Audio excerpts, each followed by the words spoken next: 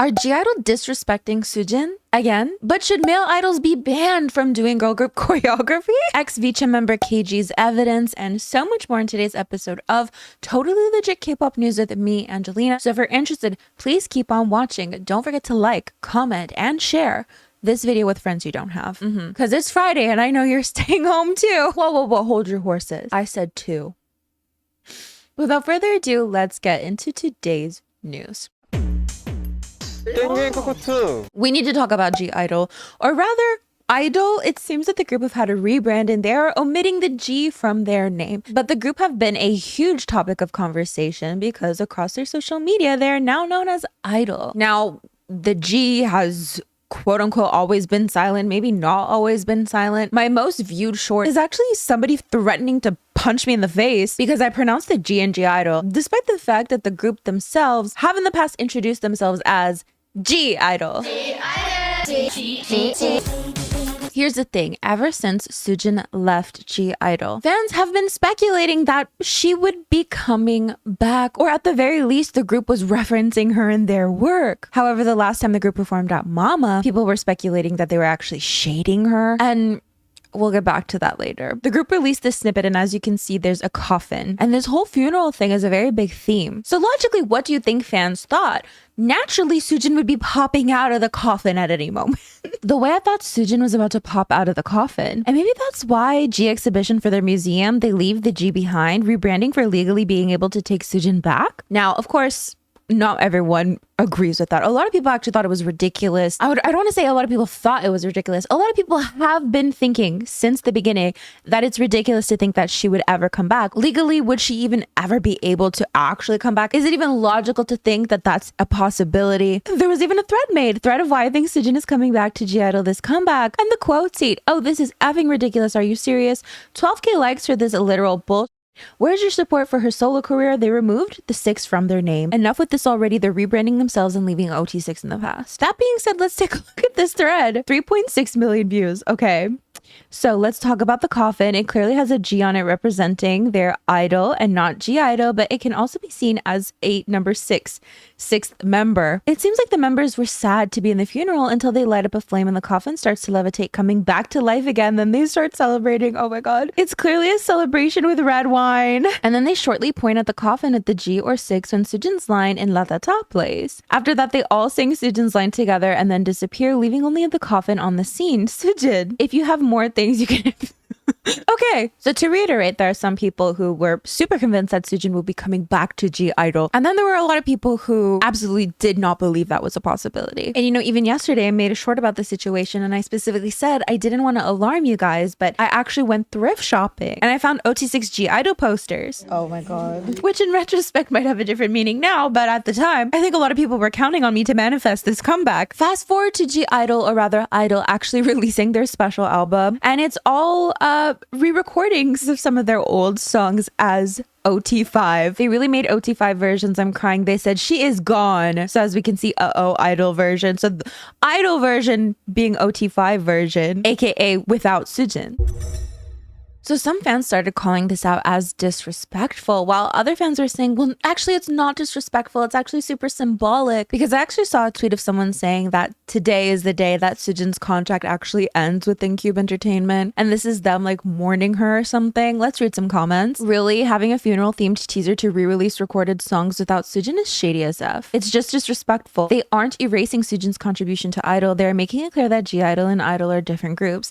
They aren't the same after Soojin left. They are different groups. Soojin can never be replaced. Not even Girls' Generation did this to Jessica. Let's be real, this is the closure the fandom needed. In terms of closure, I mean, I remember in the nude music video, a lot of people thinking that G-idle were referencing Soojin because there's a character with a mole under her eye. There were always instances where people were thinking that she was being referenced within the group. When the group were supposed to renew their contracts, a lot of people thought that they weren't going to renew their contracts with Q because they historically have complained about Cube a lot, and that they would join another company and Soojin would then join that company with them and they could be OT6 again. That didn't end up happening. A lot of people thought they shaded Soojin at Mama, and now with them re-recording a lot of their songs as OT5 versions. But if I know anything, I know K-pop stands, and I don't think it's gonna end here. But with all that said, of course, let me know what what you think in the comments. Do you think it is disrespectful, especially to re-record songs without somebody? I know LE SSERAFIM did the same thing with Garam. Do you think it's ultimately just better to leave the songs the way that they are? No need to re-record them. They existed the way that they did. Let me know in the comments. Let's talk about boy group members doing girl group choreography wrong.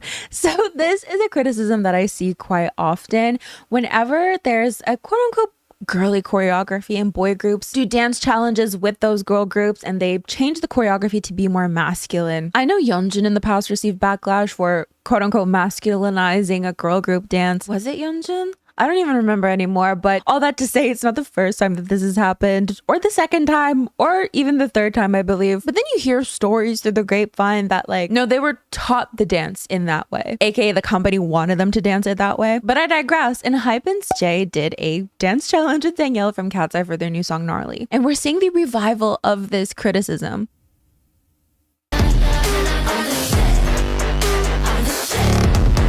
As we can see with that specific move. So that's basically the dance challenge, right? Someone tell him moving his hips wouldn't kill him. Can he not move his hips? Just pissing me off. No more men with this challenge, please. But then of course fans came to his defense because like I was mentioning before, you know, we've heard stories through the grapevine that like companies or like choreographers are teaching the boy groups a different choreography. So this tweet pointing it out. So Katseye choreographer taught these Boy Next Door members a whole different choreo, which is why these boy group members have been doing that. It all makes sense now. The TT challenge wasn't ever a battleground till y'all made it one. Newsflash, no one cares about your gendered interpretations of a dance challenge. Maybe take a step back and remember the basics. It's just for fun. Some people are also touching on the conversation surrounding idols interacting because the minute an idol interacts with another idol, there's just so much criticism. And it reminds me of this tweet that I saw. Let me see if I can find it because it also touches on how like nobody can take K-pop seriously because no matter what an idol does, fans trash it and then it's just a whole entire mess every single time without fail. I'm paraphrasing, but I'll try to find the tweet. People on this app are so stupid. K-pop Twitter truly is ruined. And the quote, K-pop is losing popularity. Of course it is. K-pop fans can't talk about anything normally anymore. All they do is drag idols and accuse everyone and their mother of plagiarism. No wonder people are losing interest. So I want to know if you noticed an increase or has it always really been like this? Because I like think back to second gen and I'm like, oh, I don't think there was really that many fan wars. But then like you like actually think back and it's like, well, no, everybody hated each other regardless. But then you like, I don't know, you think back and you're like, idols interacted way more, but it's not that they didn't receive hate for those interactions whatsoever. I mean, they received so much hate. You think back, oh, there were sexy concepts in K-pop. It was more free. Well, no, they received so much backlash. They're banned on music shows. They're banned music videos. So was it really that good or just people trying to push boundaries and it not really, really working? Because look where we are now. And I'm not saying like we need sexy concepts. A lot of people didn't like the sexy concepts. Even the people doing the sexy concepts didn't quite like it all the time. So like I kind of get it, then I don't get it. Like, has it always been like this? Because I feel like we have the tendency to think like, oh, it's so much better in the past. But was it really? Or is it just the same thing over and over again and we're convincing ourselves that it's different? Or is there really an increase? I think it's a really interesting conversation. So let me know about that too. So I wanted to take the time to look into KG's evidence. So KG, who is an ex-member of Vcha. So Vcha is an American girl group created by JYP Entertainment and Republic Records through a survival show called A2K, America to Korea. I mean, they debuted, they had a comeback, they opened for twice, but then member KG left the group and filed a lawsuit to terminate her contract with JYP Entertainment. And she shared a lot of disturbing details, which we're going to discuss today. So if you're not up to it, of course, please feel free to catch me in another video. She released a 132-page declaration that was filed in court, which includes text messages, photographs, and she posted this on her story. My declaration with supporting evidence was filed in court today. It is public record, so I'm sharing it here. The document contains sensitive material and photos, but it is necessary to prove my truth to the court. I've chosen to protect the privacy of remaining members of Vcha by concealing identifying details. So first up here, JYPE forced me to work even when injured. In mid-September 2023, while I was training in South Korea, several members of Vcha, including me, sustained injuries. My teammate redacted redacted hurt her hip, back, redacted sprained her ankle, and I tore a tendon in my shoulder. My shoulder injury occurred on September 14th when dance teacher BM, on information and belief, Pomin Lee, made me repeat a single move hundreds of times without rest. This is the incident described in my complaint, where I was even denied water, not surprising that I was ultimately injured. Although the pain was severe, I was not taken to receive medical care until September 16th, 2 days after the injury, along with my 2 teammates. We all ended up getting injections at a local medical center because of those injuries. I do not know what I was injected with. So Exhibit A, this is a picture of her at the hospital. This is the image of multiple injection sites on her leg. The doctor warned me that my muscles were damaged from overuse and specifically told me to stop dancing and rest. However, JYP staff insisted I keep dancing anyways. I asked if I could take it easy, but I was told to do a full-out performance regardless. Then Exhibit I is a screenshot from this video that shows how I was forced to keep training. Then here's the screenshot in question. This is an injury from her hip bone resulting in internal bleeding from repeatedly performing a move where I had to lie on the ground. Moving on to B, JYPE forced me to work 60 plus hours per week. We were often pressured to stay late out of fear we would be seen as lazy or uncommitted. My teammate, redacted, was typically told to decide how long Vcha would rehearse each day, then inform the staff of our departure time. In November 2023, I felt immense pressure to spend additional hours training. The staff had told me that I needed to train like Korean trainees who stayed until after 1 a.m. And when I expressed a willingness to do that, they agreed, and I ended up working until 11 p.m. after starting work at 10:30 a.m. Hey KG, I heard you might want to stay later than the others to practice. Did you have an idea of the times? Yes, I was wanting to stay late Wednesday, Thursday, and Friday. I was thinking maybe staying until 11 p.m. Even if Madonna isn't available, I'm fine with practicing in artist lounge or vocal rooms just to drill the new choreo. I learn better when I have extra time to myself, so hopefully this is okay. Okay, I will let management know. I will let you know if there's any changes, and if there's any changes on your end, please let me know. Okay, thank you. We confirmed with management that you want to stay till 11 p.m. They reserved Madonna till then for Wednesday and Thursday, but for Thursday 9 to 11, you have to use the small room next to Madonna. Okay, thank you so much. And then here again, they're discussing her staying later, and then just more conversations surrounding KG specifically staying later. C, JYPE controlled my diet and pressured me to eat less. While in Korea, JYE pressured all of us in Vcha to eat only salads. They claimed it was optional, but it was very clear that the staff would be upset if we didn't comply. We tried sticking to it, but it was impossible to maintain on our long schedules with so little nutrition. At the same time, JYPE told us we couldn't eat at our hotel at all. We had to eat only what the company provided. When they found out we weren't sticking to salads, the staff's displeasure was obvious. Another JYPE manager, on information and belief, named Won Jung-ho, told us words to the effect of lose weight or you'll regret the way you look on one occasion, and another said flatly don't eat. It deeply affected us, making us feel anxious and guilty if we ate anything beyond those salads. She also says that JYPE staff measured their weight every month, that they didn't really agree to it, but it was like a mandatory procedure. We felt like the company was more focused on our weight than our well-being. So in this exhibit, we see them talking about the salad. Heads up, I just personally got asked about if we are eating the salads. I said most of the time we are, but sometimes some of us feel it's not enough, so we eat something else with it, but most of the time it's just the salads. But I said with the longer schedules coming up, we might need to reconsider since we are dancing longer hours. With a member saying that they can't handle salads anymore, eating the same thing every day is not it anymore. This conversation, stop the diet thing, has me rolling. Oh, Alex also said being a little overweight will make dancing harder, like, girl, I don't think so. I think it's the opposite. Guys, the staff said they don't want us to diet this week. Our dance has no strength and we have no charisma anymore. They apparently want us to eat as we usually would and be full of power for the stages coming up this week. By the way, they are measuring our height and weight today. Damn, I just had a fat meal. D, JYPE used emotional manipulation to exert control over me. I was not the only Vcha member concerned by all of this. Another Vcha member, redacted, prepared a statement for JYPE to discuss how we were being treated generally and described JYPE's contradicting statements, including contrasting the statement, "You should be staying till 12:1" with the direction to make sure to always get rest as an example of a contradiction. Here are some of the contradicting statements. You should be staying till 12:1, make sure to always get rest. What are your expectations then? There can be drawbacks to that. Getting sick, physical, have to go to the hospital. Doctor says I can't dance or need to rest. Then come back and the staff expect us to dance full out in every class. So then getting sick, mental, is also important to understand. You need to give benefit of the doubt on mental health because it's serious. In September 2023, a translator named Redacted privately messaged the group. She mentioned that JYPE might be withholding affection from us intentionally so we wouldn't become spoiled before debut. This confirmed our suspicions that the company's cold treatment was intentional. I respect Redacted for risking her job to tell us what was really happening, but I'd like like to keep her identity confidential if possible. It also seems that JYPE didn't let them or forbade them from listening to music or dancing to music that wasn't affiliated with their label. We weren't allowed to play other songs in the training building, which felt controlling and unnecessary. She says that her and her teammates also discussed how they're too scared to request any schedule changes because they thought it would make the staff too angry. In this exhibit, we can see them saying, "I'm really scared," with them even discussing excuses like having to get ready for filming on Saturday or even just getting waxed. She also attaches conversations between her and her mother. "OMG, these people, I have a hurt ankle, it got worse today, and I asked them for monitoring if I can go light on my ankle. They said no, I have to go full out because people are watching." Okay, so you want me to worsen my health, I see, but because it's our monthly evaluations, I have to dance through the pain. And you know what? If it gets bad, that's your fault. They take up our lunchtime to scold us and tell us we suck and we don't practice and are horrible and don't allow us to leave. Then tell us we have 5 minutes to eat before a lesson. So we all refuse to eat and say, F that.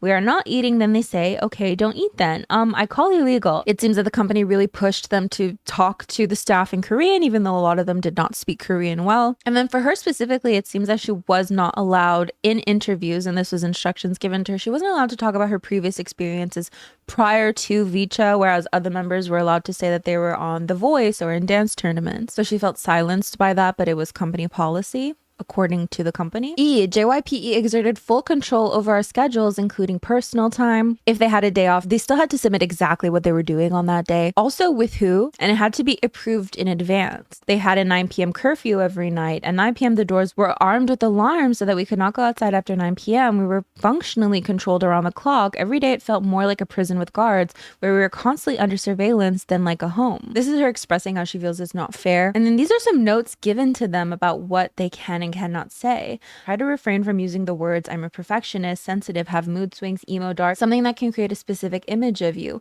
If you want to use the word perfectionist, just say "attention to details." Try to refrain from using phrases like "I get sad from time to time," "I prefer to be alone," "I like being alone in my room," something that can put negative connotation on you. Don't mention K-pop artists other than JYP artists. You can mention pop artists. Try to show your appreciation for your fans in your answers. KG, let's try not to mention your solo artist career before Vcha. JYP had a surveillance camera monitoring us in our Los Angeles home, and she says these were hidden surveillance cameras. She claims she was never informed that the cameras were installed, but discovered it after a JYPE staff member made comments that showed we were being spied on. One of JYPE's staff members who did not live with us made comments about activities that happened late at night inside the kitchen and dining area, after the house staff had already gone to bed. JYPE's actions impacted my mental health and the mental health of other Vcha members. As a direct result of the mistreatment, surveillance, forced labor, and control described above, my mental health and the mental health of my teammates deteriorated significantly during our time under JYPE's supervision. In October 2023, I noticed my teammate Redacted was showing signs of an eating disorder and possibly self-harm, including binge eating, vomiting, and rumors that she was burning herself with a lighter. It alarmed the rest of us. She ultimately attempted, as described in my complaint. I have a lot of evidence and conversations concerning this, but for the sake of her privacy, I do not want to add these things in the declaration at this time because they could reveal details about which member attempted. At an evidentiary hearing, I would be able to show this evidence to the court. It seems when they informed staff about this member's behavior, it was basically brushed off, and the staff called eating disorders, quote, normal. So she shows conversations that she had where they talk about being controlled and having no more motivation. The next evening, May 18th, 2024, we held a Zoom meeting with the Vcha members and some of the parents. During that meeting, we admitted that the environment was toxic to our mental health and discussing leaving JYPE together. So they talked about feeling mistreated, being forced to work through injuries, being required to work excessive hours, being controlled. Ultimately, the parents had concerns about the other members of Vcha leaving, discussing among other things JYPE's power and the parents' fear of liquidated damages. On information and belief, the remaining Vcha members decided to stay. JYPE's financial practices left me and my family in confusion and debt. Beginning around February 2024, I became aware of serious financial concerns regarding alleged debt that JYPE claimed Vcha members, including myself, owed under the company structure. Some of the charges appeared to be tied to living expenses, others to training costs, and some to promotional activities, but there was no transparency. We were working constantly, yet the numbers kept growing in ways we did not understand. And then JYP has continued to harm me and exert control over my life. She talks about the threats of liquidated damages, that she can't use her skills anymore to make a living. I have prepared this declaration because JYP has publicly accused me of making false and exaggerated claims while simultaneously trying to force this matter into private arbitration. I respectfully submit this declaration so that the court can see see that my claims are neither false nor exaggerated, and I urgently need the court's protection and relief. So of course we didn't go through absolutely everything within the evidence that she presented, but I will be leaving it linked below if you'd like to go through it. But of course, let me know your thoughts in the comments. So let's end off with some K-pop shenanigans, which are basically fun little things that have happened in K-pop recently and or quick news. So a lovely viewer informed me that Yeonjun did a photo shoot featuring a parrot. So of course we have to check that out. It's so cute. Okay, so this is a blue and gold macaw. How adorable. I love it. 10 out of 10. Then it seems that SS501 are having a 20th anniversary comeback, but it seems that they will be promoting under the name 501. A lot of people are saying that Rise's Bag Bad Back sounds a lot like NCT's Gas. So of course let's listen to them side by side. Every time I hit the gas,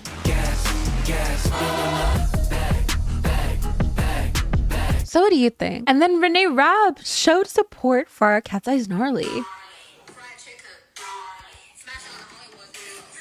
It's good. Wake up. Wake up.